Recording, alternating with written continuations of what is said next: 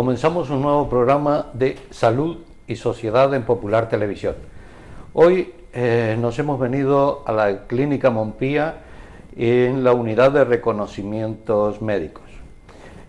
Para ello contamos con la presencia, en primer lugar, del doctor Tomás de Vega. Muchas gracias, Tomás, por atendernos. Vamos a hablar un poco de estos reconocimientos y, en primer lugar, vamos a decir ¿qué es esto? ¿Qué es una unidad de reconocimientos médicos? Bueno, pues una unidad de reconocimientos médicos es un espacio físico, que es donde nos encontramos ahora, formado por un equipo de profesionales sanitarios, de profesionales médicos, que estamos radicados en un hospital. Eso yo creo que de entrada es un valor añadido muy importante para una unidad. Entonces, en esta unidad lo que intentamos hacer es medicina preventiva, es decir, intentamos ayudar a la gente a facilitarles un diagnóstico precoz de una posible dolencia que ellos puedan tener o puedan sentir que en un momento dado puedan estar sufriendo. Entonces les ayudamos mediante una valoración clínica detallada y minuciosa, mediante una serie de pruebas complementarias más o menos extensa, y desde luego siempre con una tecnología y un equipamiento y una capacidad técnica y profesional muy alta, pues intentamos ayudarles a facilitar, a llegar a un diagnóstico, a ayudarles a mejorar su estado de salud, su percepción de bienestar físico, mental en muchos casos, en fin, ayudar a la gente es nuestro objetivo. Pues has nombrado dos cosas en las cuales me gustaría ahondar un poco. Por un lado dices prevenir. Nuestros sistemas sanitarios, tanto el público como el privado, prevenir se hace poco. Entonces, yo voy al médico de cabecera de la Seguridad Social y le digo, me quiero hacer un reconocimiento médico. Y me dice, la Seguridad Social no cubre hacer reconocimientos médicos.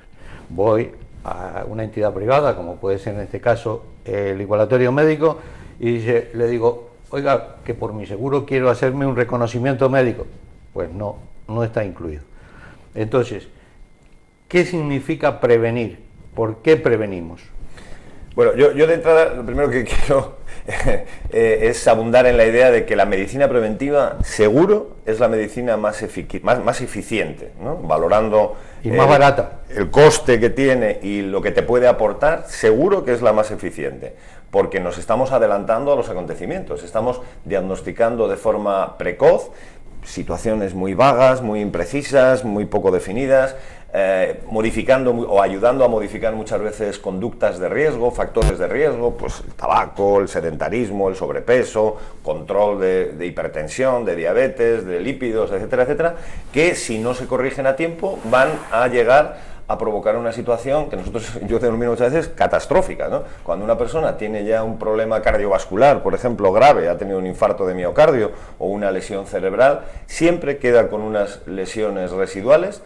Y entonces el médico en ese momento le atiende, pero desgraciadamente ya llega tarde. Entonces utilizamos nosotros mucho en la unidad el eslogan de que los médicos no queremos llegar tarde, estamos hartos de llegar tarde. Sin embargo, lo que queremos es adelantarnos a todos esos acontecimientos, corregir los factores de riesgo, ayudar a modificar esas conductas inadecuadas y que te pueden llevar a enfermar si no las atajas a tiempo. Entonces, hacer todo eso de forma precoz es muy fácil o relativamente fácil, es muy barato, y sin embargo estás evitando situaciones que luego son catastróficas, primero por el coste económico que tiene, segundo por las lesiones residuales que le van a dejar al enfermo, por el impacto que eso tiene en la persona, en su entorno familiar. Por ejemplo, una persona que ha tenido una lesión cerebral, una trombosis cerebral, un ictus que llamamos técnicamente, ¿no?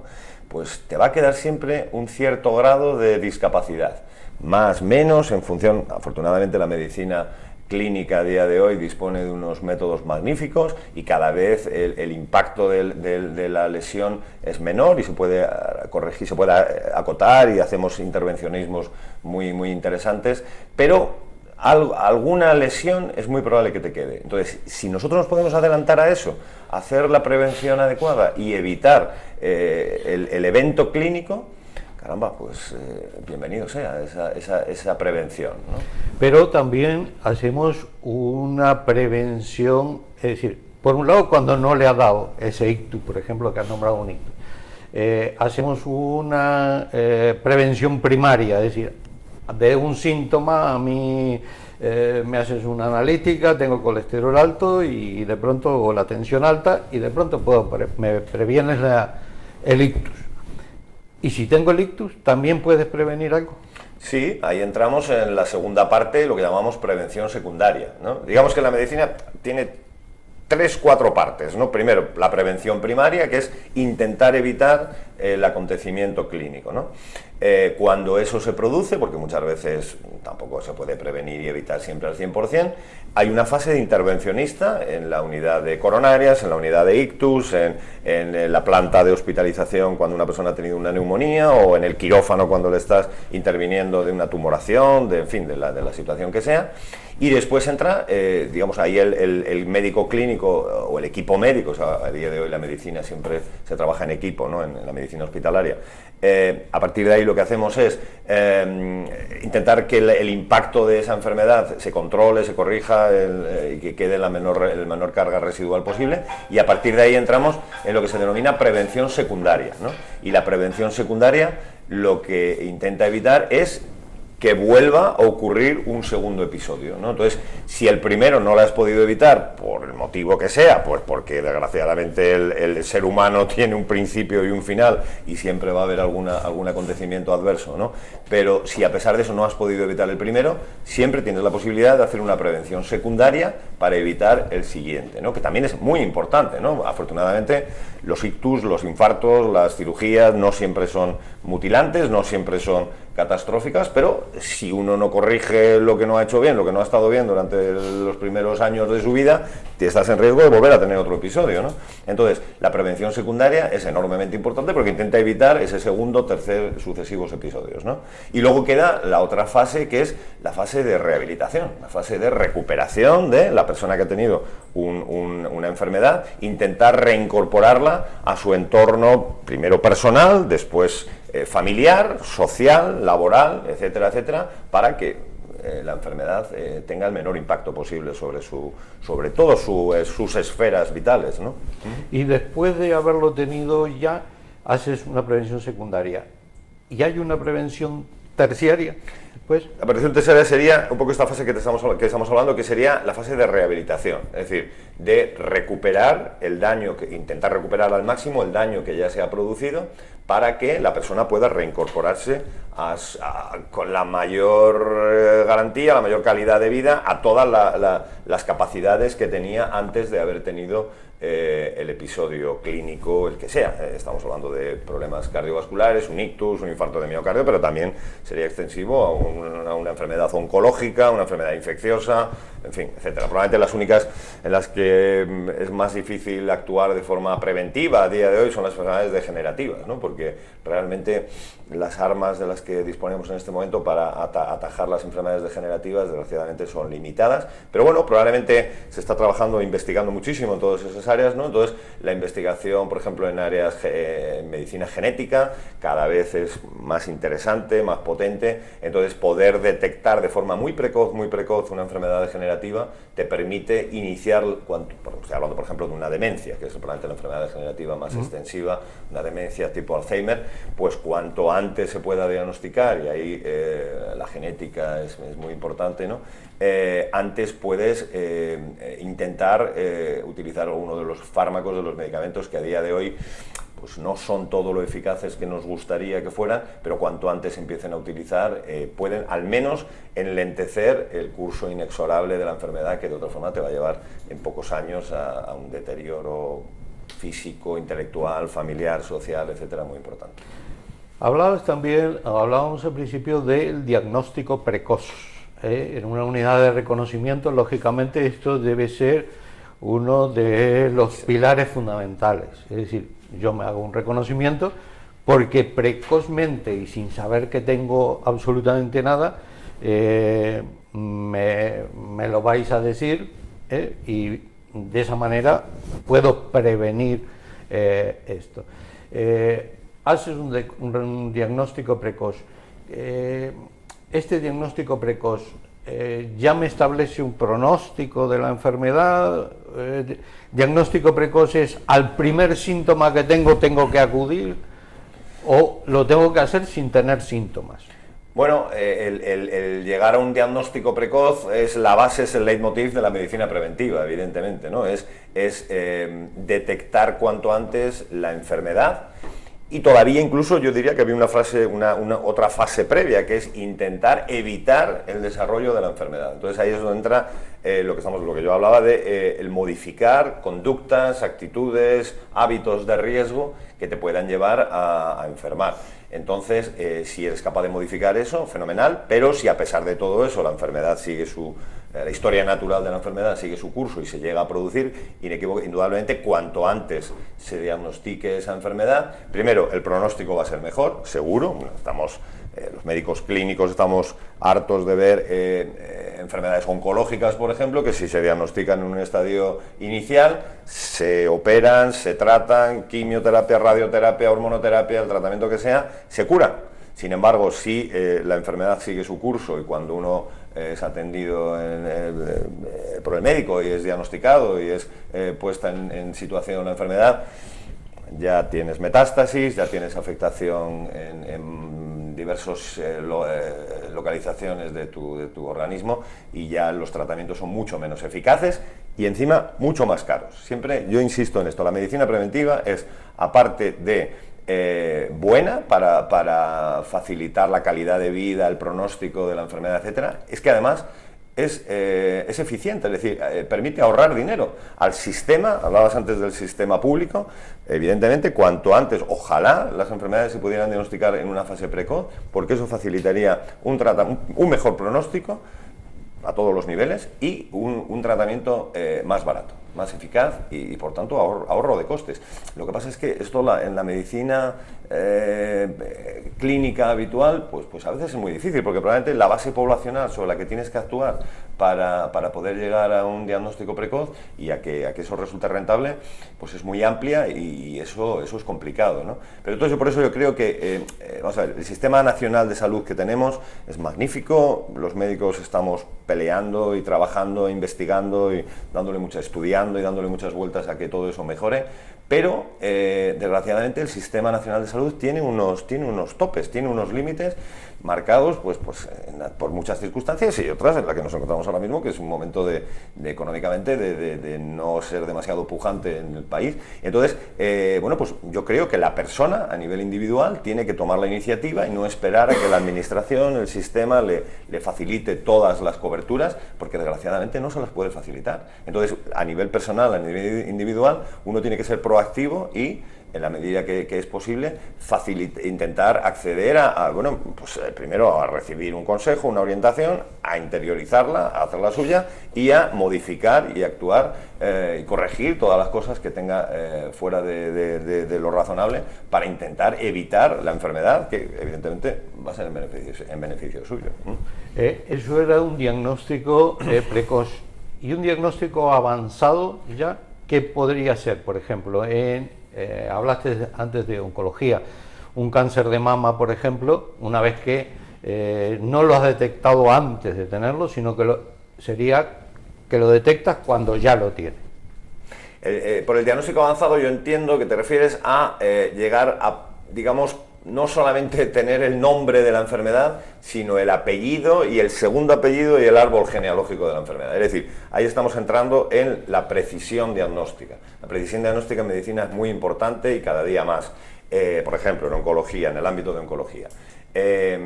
No todos los cánceres de mama son iguales, no todos los cánceres de colon son iguales, no todos los cánceres de pulmón son iguales. A día de hoy ya podemos poner en práctica marcadores genéticos, marcadores inmunohistoquímicos, en fin, ponerle un apellido, una caracterización, afinar mucho más en el diagnóstico, y eso te establece un pronóstico diferente para unas situaciones y otras, y sobre todo, lo que es más interesante desde el punto de vista clínico, es que te permite seleccionar el mejor tratamiento posible, lo que llamamos individualizar el tratamiento. Entonces, la individualización del tratamiento te permite primero, ser más eficaz desde el punto de vista curativo, desde el punto de vista terapéutico, y segundo, muy importante, no nos olvidemos, disminuir los efectos colaterales, es decir, los efectos secundarios de los tratamientos, que desgraciadamente los tiene la cirugía, los tiene la quimioterapia, la radioterapia, etcétera, etcétera, etcétera, pero si nosotros tenemos acotada y definida perfectamente la enfermedad, podemos ir, digamos, el target, la diana a la que le tenemos que pegar, sabemos mucho mejor cuál es y podemos evitar esos daños colaterales a veces tan traumáticos, tan mutilantes y tan desagradables para el enfermo. Estábamos hablando del diagnóstico de enfermedades, pero hay veces que hay que actuar sobre las conductas que tiene el paciente, que en un reconocimiento las tenéis que detectar, o sea, hay que detectar, es a lo que se va. El fumador, que bebe alcohol, que come grasas y tiene un aumento del colesterol, es decir, ¿qué hacéis con eso? Es decir, por ejemplo, un fumador, yo no voy a dejar de fumar, te dice, ¿y, sí. ¿y qué haces? Hombre, un poco en la línea de lo que estábamos hablando, primero detectar conductas de riesgo, que a lo mejor la persona que acude al médico, hombre, si acudes al médico ya probablemente estás mostrando un cierto interés y una cierta sensibilidad con tu estado de salud, ¿no?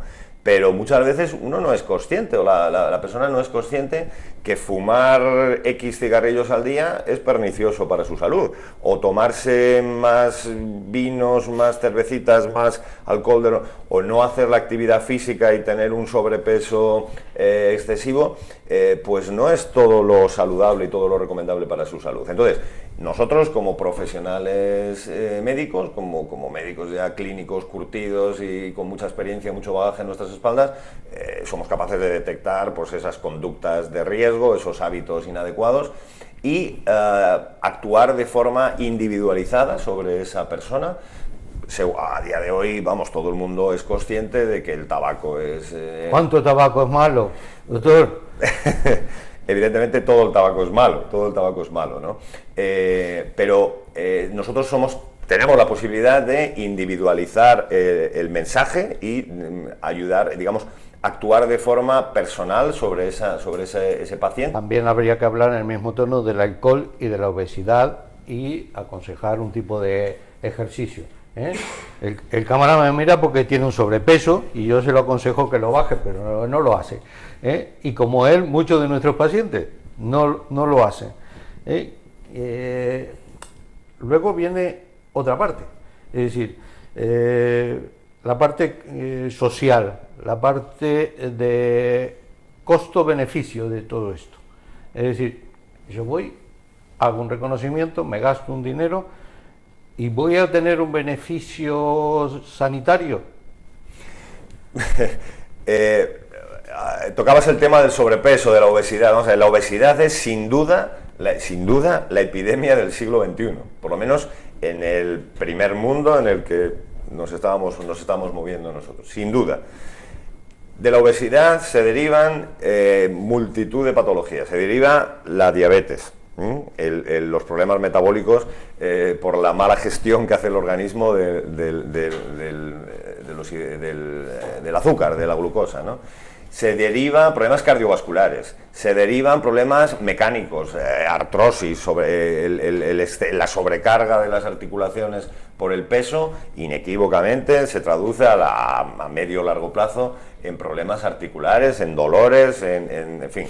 Pero se derivan problemas respiratorios, la apnea del sueño, por ejemplo, los enfermos obesos suelen ser roncadores, duermen mal, concilian mal el sueño y a la mañana siguiente no hacen un rendimiento adecuado. En fin, el sobrepeso es malo para todo. Entonces, prevenir el sobrepeso, sin duda, el hígado, por ejemplo, la afectación hepática de la esteatosis, del acúmulo de grasa en el hígado, es absolutamente negativo. Entonces, prevenir el sobrepeso, la obesidad, por ejemplo, es una de las cosas, de las actuaciones médicas que probablemente mayor rendimiento y, por tanto, probablemente más baratas, ¿no? Entonces, si eso somos capaces de detectarlo, de actuar proactivamente sobre la persona, de convencerla y de ayudarla, eso va a ser bueno siempre. Entonces, efectivamente, me dices, es que los reconocimientos son muy caros. Bueno, yo ahí apelo y cito siempre una frase de Antonio Machado, que aparte de muy buen escritor, pues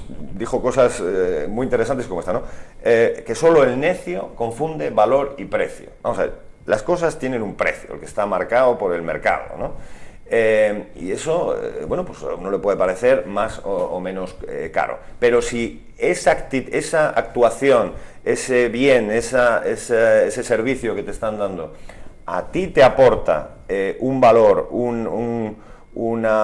pues en este caso, por ejemplo, detectar una situación de riesgo, detectar una enfermedad de forma precoz, corregir determinadas actitudes, vamos, yo creo que la balanza precio frente al valor que tú has obtenido de eso, cada uno le parecerá lo que considere, pero desde luego una cosa es el precio y otra cosa es el valor que a ti a nivel personal, a nivel individual, te aporta un determinado servicio, ¿no? A veces nos gastamos dinero, por ejemplo, y uno no, pues en un coche, en un vehículo, en unas vacaciones, en no sé dónde, en un viaje, que está muy bien y cada uno se da el caprichito que quiere y probablemente en eso estamos todos, ¿no? Pero hay otras cosas, pues participar con una ONG, con determinados fines sociales, con la iglesia, con el mirar proactivamente hacia uno mismo y cuidar tu salud, la de tu familia, tremendamente importante, ¿no? Si uno detecta un estado patológico en sí mismo, eso no solamente le beneficia a él, beneficia a su familia, indudablemente, ¿no? Está ayudando a que la unidad familiar, el entorno familiar, tenga mejor calidad de vida, ¿no? Entonces, es muy caro, es muy barato, eso es muy variable, cada uno utiliza su dinero en lo que mejor le considera. ¿Por qué será que hacer un reconocimiento que me va a costar dinero y que después me vas a prohibir todo lo que más me gusta? Fumar, beber, adelgazar, hacerme mover. No, prohibir lo justo, es decir, los médicos no estamos para prohibir, yo al menos he superado la fase de prohibir. Aconsejar. Los médicos aconsejamos. Y intentamos aconsejar, además yo soy un firme defensor de eso, aconsejamos con nuestro propio ejemplo. Entonces, eso es muy importante. Claro, si uno va al médico y ve que el médico está fumando, que está obeso, que está... Dice, bueno, pues ¿qué me está contando, ¿no? Entonces, predicar con el ejemplo yo creo que es una buena actitud. Pero nunca prohibir, aconsejar, intentar convencer y ayudar. Haz lo que yo digo, pero no lo que yo hago, ¿eh? Tomás, que yo soy más veterano y sé, es una de las cosas. Bueno, tenemos que hacer una pequeña pausa publicitaria y continuamos hablando aquí desde la Clínica Montpía en la unidad de reconocimientos médicos. Estamos con el doctor Tomás Vega, médico internista. Así que una pequeña pausa y continuamos. Muy bien.